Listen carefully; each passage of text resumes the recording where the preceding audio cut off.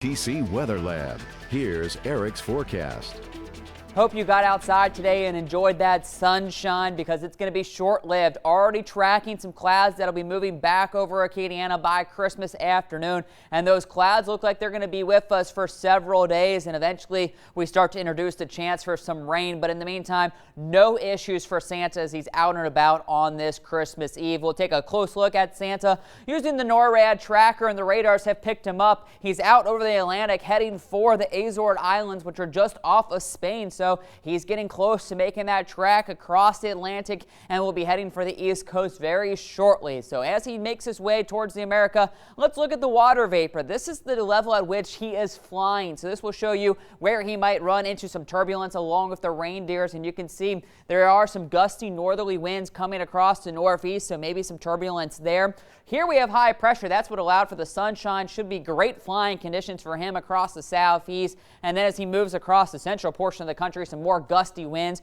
back through the Great Plains as our next storm system is beginning to make its way across the California region, is now moving into Nevada. We'll flip this over to the satellite and radar, and you can see dry conditions for a good portion of the country. So a great looking Christmas Eve forecast for a large portion of the 48 states here. We even got Louisiana looking good with all our sunshine. The only area where he might run into some trouble, at least his form, is moisture. Some rains back through New Mexico and Arizona, along with some snows up in the Rocky Mountains as we get over into Colorado and Utah. But outside of that, the weather looks pretty great for Santa, so he should have no issues as he's out and about for his Christmas Eve deliveries. Clear skies tonight. That'll allow, with the winds turning a little bit more easterly, for the possibility for some fog first thing tomorrow morning. Not expecting it to be overly that heavy, but do expect maybe visibility's dropping a little bit. Thanks to that, by tomorrow morning it should then clear out. So clouds begin to move in during the overnight with some fog developing, maybe a few brief sunshine during the morning, but I do expect a good bit of clouds for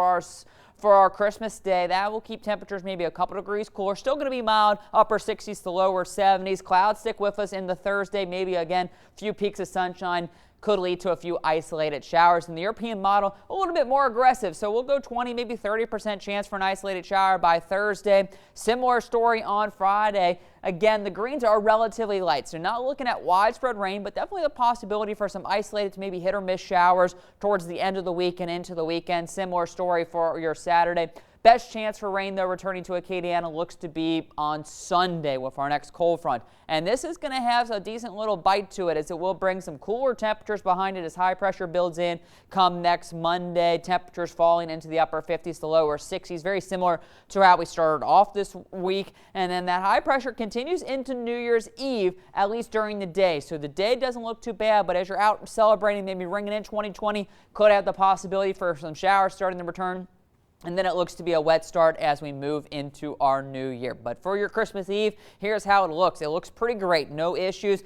A few clouds starting to develop later on. We'll go 52 for that low, some fog by morning. And then for Christmas Day, mostly cloudy and warm, 71 for that high. Rain chances start to return during the second half of the week and into the weekend, but relatively on the low side, so don't have to worry about it too much, and the rain shouldn't be overly that heavy. The best chance for some of the heavier rains will come Sunday morning, and then we start to dry out. And right now, New Year's, I would say, doesn't look too bad, but something we'll be paying attention to in the coming days. All right, thank you, Eric.